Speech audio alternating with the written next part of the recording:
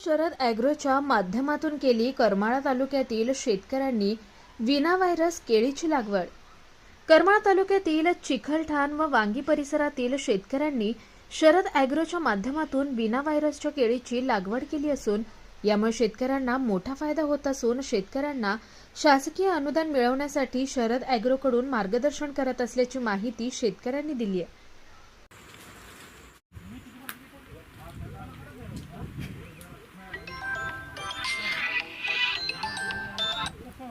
आणि कुठले जातीची केळी लागवड केली? माझं नाव ज्ञानेश्वर माडिक, वांगी 2, करमाळा तालुका।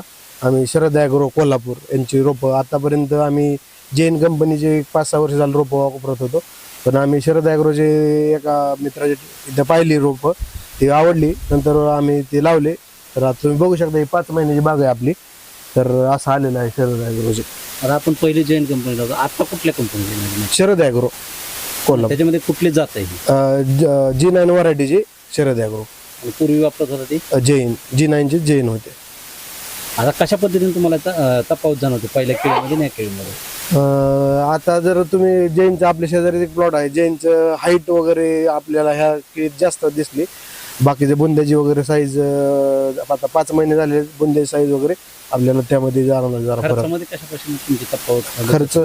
खर्च तर सेमच लागतो, थोडाफार करावाच लागतो। जेवढा खर्च करेन तेवढा कमीच आहे केळीसाठी। त्याच्यामध्ये काय अनुदान वगैरे तुम्हाला काय हो, अनुदान हेक्टरी आपल्याला 2,80,000 ते 90,000 पर्यंत भेटते।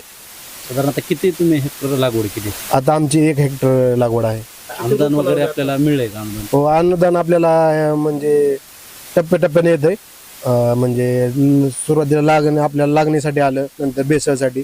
आता जसं आपलं हार्वेस्टिंग होईल तसं अनुदान येत राहते आपल्याला। साधारण किती पहिल्या टप्प्याला किती मिळालं? दुसऱ्या मस्टर वाईज येते ते। आता समजा रोप लागणीला आपल्याला 40,000 आलं, नंतर बेसळसाठी 40,000 आलं, आता नंतर दुसऱ्या बेसळसाठी 40, हार्वेस्टिंगच्या वेळेस येईल राहिलेलं। आता किती रुपयाच्या आपली टोटल 3200 रोप आहेत। काय उत्पन्न किती अपेक्षित आहे? उत्पन्न आपल्याला हेक्टरी 80 ते 90 टनापर्यंत अपेक्षित आहे। केळीला काय भाव मिळावा त्यावेळेस? काय आता सध्या जर चालू आहे तो त्याप्रमाणे जरी म्हटलं तर आपल्या 25-26 पर्यंत मिळावा भाव। बचत झाली ना आतापर्यंत, म्हणजे रोपात आणि खतात।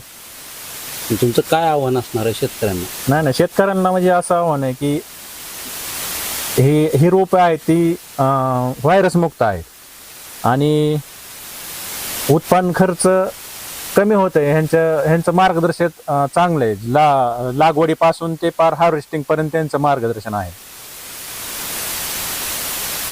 शरद ॲग्रो ही आपण संपूर्ण महाराष्ट्रात शेतकऱ्यांना लागवडीपासून ते काढणीपर्यंत संपूर्ण मार्गदर्शन आपण शरद ॲग्रोच्या माध्यमातून आणि महाराष्ट्रातल्या सगळ्या कृषी अधिकाऱ्यांना आणि कर्मचाऱ्यांना आणि शेतकऱ्यांना श्रेय जातं।